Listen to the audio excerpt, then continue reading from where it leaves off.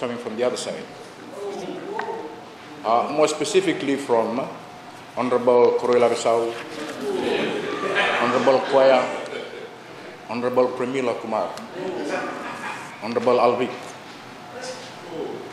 And makes me, well, you too, everyone from that side, they're talking rubbish. Rubbish because, Honorable Speaker, and it makes me worried, very, very worried that they do not appreciate the mess that our economy is at. This side of the House, as well as the whole public, is reminding you of the mess, of the economic mess that you did. They don't appear to understand that in 2018, they lost revenue of nearly $1 billion. They don't appear to understand that in 2020, another $1 billion was lost. They have to cut budget by $1 billion. And they still feel that it's a boom. Something must be wrong. They're like Nero, playing the fiddle while Rome is burning. They remind me of those two cities in the Bible, Sodom and Gomorrah. They're in self-denial. They don't know the problem that we are facing. They should appreciate that. And, Honorable Speaker, I think the problem lies with one person, the Minister for Economy. He's not an economist. And please tell this to him. When he's not here, tell this to him. He's not a qualified economist, and he thinks he knows everything. And he does not take advice. His former colleague, Graham Davis, says that he pushes in his ideas, he crashes his ideas through.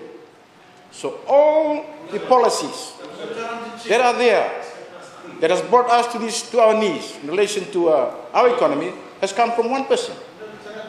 So appreciate that. He's a Jonah. He's a Jonah in the sinking ship. And you know what to do with Jonah? Read the Bible. Please do the needful. If you want to save us, well, the problem is we are also passengers in that sinking ship. And you know what to do with it. Order. I won't advise you, but you know, do the needful, you know what to do with Jonah. Second point that I wish to Honorable Speaker is that I like everybody, was trying to look for a word or two to describe the budget that we have. And I've been listening to them. You know, Honorable Saleh Govin said, it's a well thought out budget. All rubbish. Kirpal, Honorable Kirpal, a wonderful progressive budget. Honorable Pramila, thoughtful, progressive, bold budget. But it's a lie. We should be honest with ourselves. The term that I can, I'm not an economist, I'm not an accountant, but I read page 1 to the last one of 3 nights. Order. And this is what happened. It's a bogus. It's pretentious. It's dishonest. And the reason is this. The budget does not express our true capacity. We can reduce much, much more in terms of expenditures, but the budget is not saying that. We can reduce our deficit much, much more, but the budget is not doing that. And there's a motive. There's a very, very cynical motive. And the motive, I feel, or I conclude, is that this budget is playing victim. We are telling the whole world that we are in a sorry state so that they can give aid to us. And ironically, the Minister for Economy said we will not rely on aid. But that is the effect. That is the whole purpose of this dishonest and bogus budget. And for that reason, it's totally irresponsible. We should be honest. You lack intellectual honesty, to quote the Honorable Minister. Yeah. We are fooling the world that we are the victim so that they can give to us. And they already succeeded. Australia has already given 20 million. But let's be honest and tell the world what we can do this. Honorable Speaker, before I move on, let me rebut some of the statements or rubbish that's coming from that side. You know, Honorable Semi Koroila Besau, no, totally said he thanked the budget for supporting the primary, but wait, there's no support there. Honorable Koroila Besau, you have 15.5 million. Your allocation, and it's 582,000 less than the last budget. So where is the stimulus? There's no stimulus there. By stimulus, we mean export-driven projects. If the Honorable Minister had said, okay, we are getting 500,000 to increase the export of pearls or prawns, or to revive the eco-cooperation, that is stimulus. This budget is only maintaining his status quo. And I'm sorry for you. I'm sorry for you. You know, he referred to the removal of transshipment levy. But that's primary, that's secondary, that's done by the Ministry of Economy. The things that you do yourself, please. So, totally wrong. And I feel it's the same for the Honorable Minister, for Dr. Reddy. You know, you have 16 million, and the totality of the primary ministries is about 3 million more, but that's to be like a chemistry lab. Yes. It's not to incorporate new produce or new agricultural export. So where is the stimulus? I hope so. But it doesn't say in the budget. Doesn't say in the budget. The budget does not say that you are being stimulated. So where does the 2.7 billion go to? It's not going to the agriculture. It's not going to the fisheries. It's not going to the forestry. So where is it? Well, I hope so. Well, if he tells me, it will not be from the budget, because I'm reading from the budget book.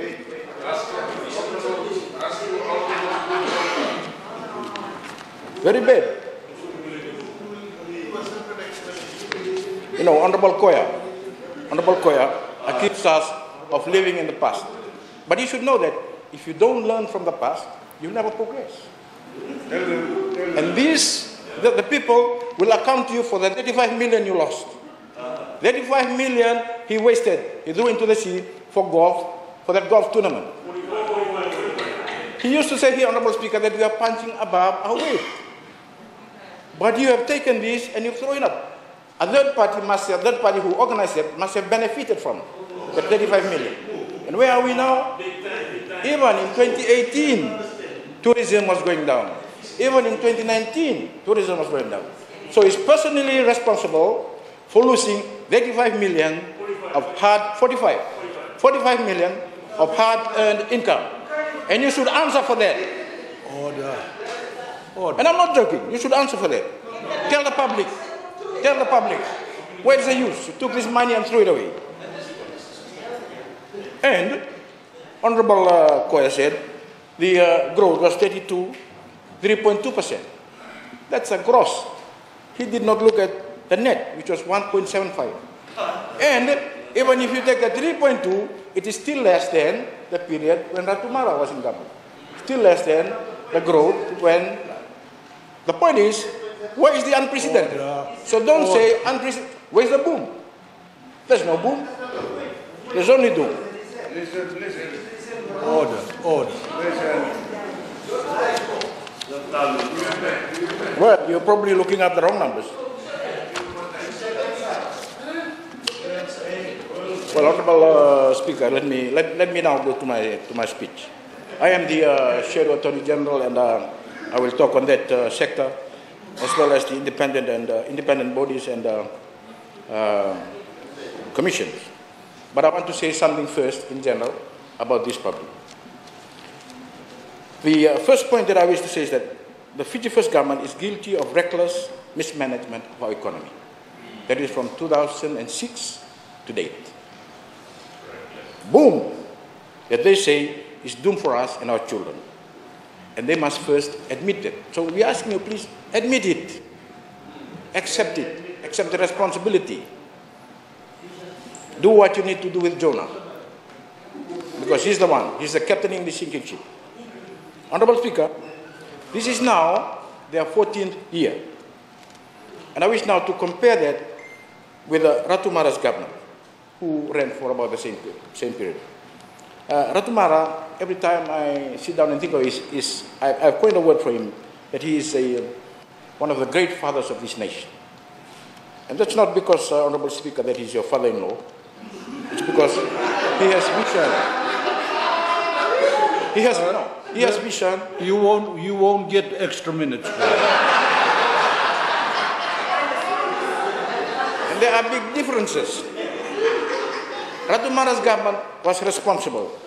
It was fully democratic. More importantly, it was investment-driven. Just look at the investment that he did.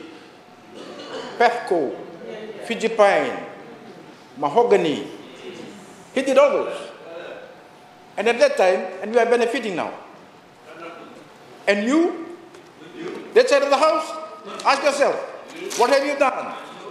Consume, consume, consume. And you are consumption-driven. You're not like Ratu Mara. Ratu Mara did invest for us.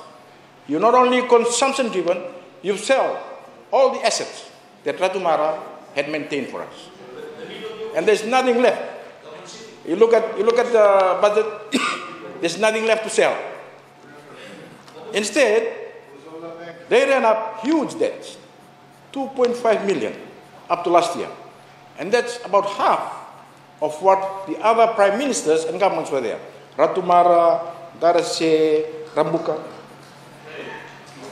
And now, the total debt is around 7 billion, giving the national debt total to 9 billion. And what for? What were all those debt for?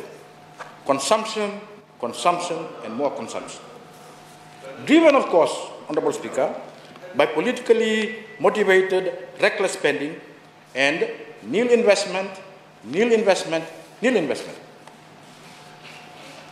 Where is your investment? What have you done to this nation compared to what Ratu Mara did? You just eat, eat, eat. And, Honorable Speaker, the figures speak for themselves. You know, if you average the growth of our economy, as I've already said, 0.75%. And so there is nothing unprecedented there. There is no boom there. What is dangerous is this so-called growth was consumption-driven as opposed to investment-driven. And when they eat finish, when they consume feel it all came crashing down in 2018. $1 billion of revenue you lost. Shame on you. Investments in airports. And that's before COVID. This is not COVID. This is before COVID. And, Honorable Speaker, they were forced, last year we were forced to cut budget by nearly 1 billion because of that. So where's the growth? Growth in the airport? Well, I tell you what, there is $1 billion nearly waiting for us there in terms of guarantee for Fiji Airport, for Fiji Airways. That is the cost for that fleet that is now grounded.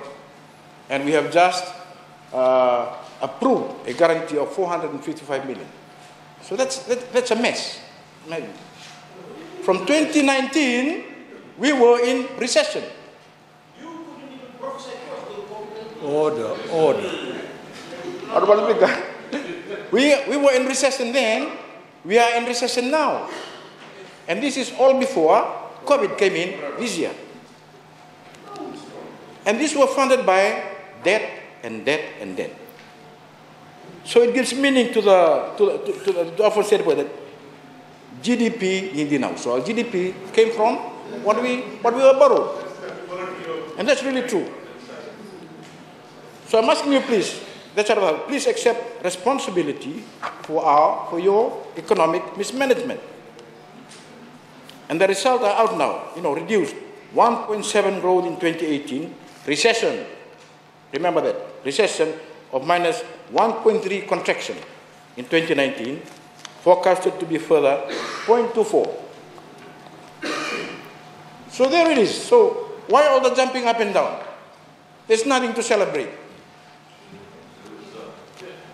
Honorable Speaker, the second point that I wish to say is that, the deficit of 2.7 billion is way too much. Why was it not reduced? Because it can be done very easily. And it must have a cynical motive, in my view. The deficit in this budget is 2.7 billion. But revenue has been dropping, nearly 1 billion in 2018. After that short collection, it was reflected in the budget reduction last year of nearly 1 billion. We used to average 4 billion in revenue. And it has come down to 3 billion, to 2 billion, next year, 1.66 billion. So you answer me. Tell us, COVID-19 came in 2020. I'm talking about 2018, 2019. Huh? No, but before that, we were already minus. We were already in recession last year. We were already 1 billion loss in revenue in 2018. Order. Well, I've already given them the solution. Jonah, do what to do with Jonah. Honorable Speaker, revenue is expected to decrease again next year by nearly 1 billion. Now, this time, this is only when COVID-19 comes in. Now we're talking COVID-19. Before that, you were already bad. You already wasted. Order. And all this jumping up and down when 0.5 billion from 38% of the GDP from tourism will be wiped out. There is nothing to celebrate here. We have to be concerned. We have to be responsible. And that's not coming out from their speeches. It's not coming out. You're totally irresponsible. And with all that equation, you would expect that the lenders, overseas lenders, would be able to give us only even less.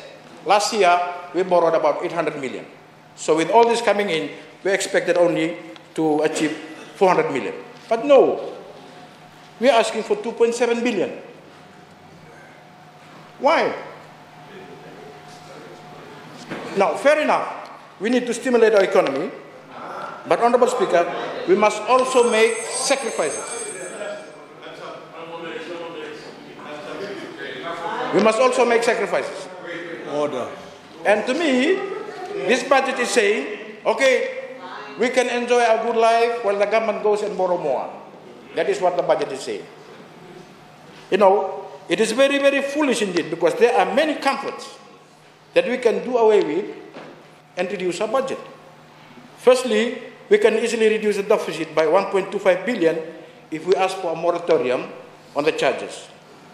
1.7 billion is the cost of servicing our loan. Now, if we go and ask the lenders, please give us a moratorium, that will reduce it.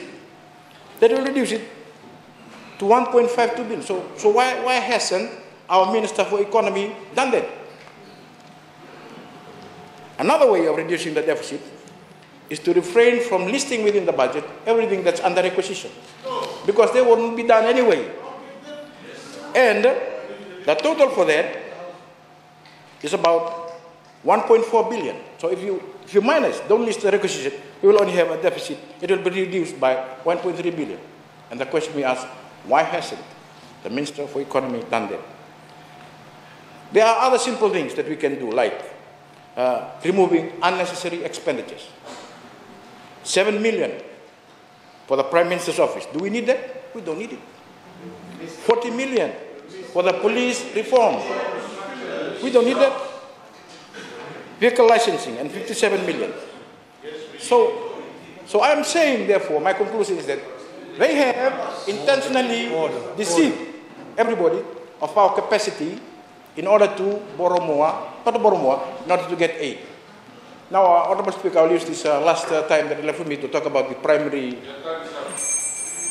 the Ministry of Fisheries and the Ministry of Agriculture. The short word that I is there, they are no stimulus.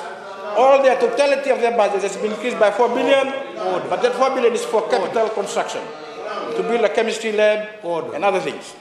It's not to stimulate the economy. So I'm very sad for you, Honorable Minister. You know, you have nothing.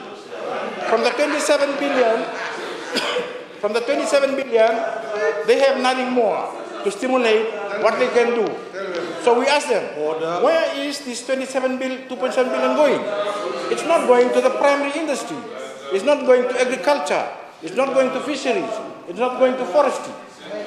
You know, we need projects like Ratu Marati. We need to replant our pine. Do we have any, you don't have anything there to replant our pine. You need to have money invested in there for the mahogany.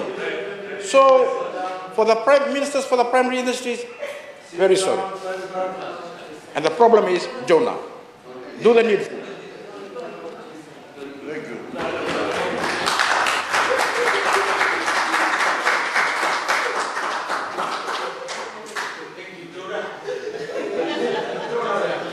I thank the Honourable Niko Nawaikula for his contribution to the debate.